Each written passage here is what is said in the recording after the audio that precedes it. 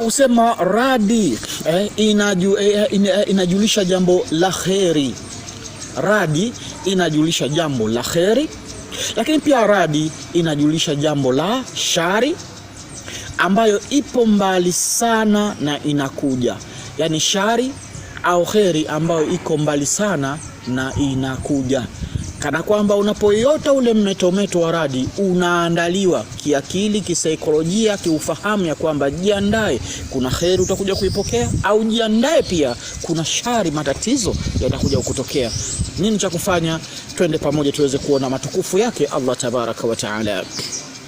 Lakini pia wanawazuoni hawa wakasema radi inajulisha hofu kubwa sana inayomjia mtu kutoka kwa kiongozi.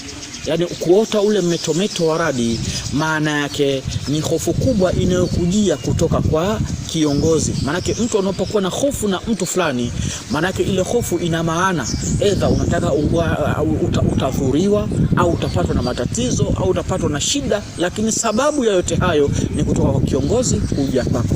Sasa radi inajulisha hofu kubwa sana, au unahofiwa kupatwa na matatizo kutoka kwa kiongozi kwa kumpa mateso. Yani kiongozi huyu atakuja kukupa mateso katika hali za namna hiyo, na atakupa manyanyaso. Ndio maana ya radi usingizini, yani ule mmeto wa radi.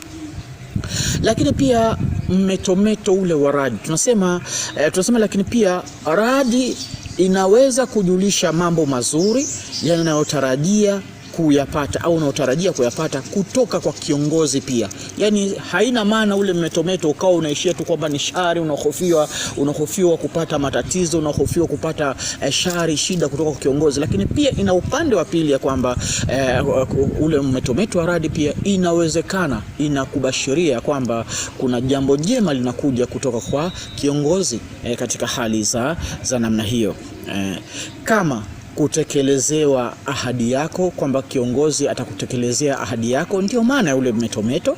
Lakini pia kupewa vitu vizuri na kiongozi, ndio maana ya ule mmeto.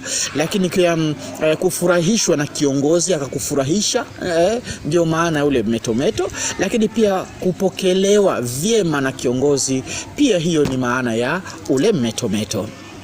Ni kama anavyosema Allah tabaraka wa taala katika suratul Rad aya ya 12, anasema yurikumul barqa khawfan wa tamaa.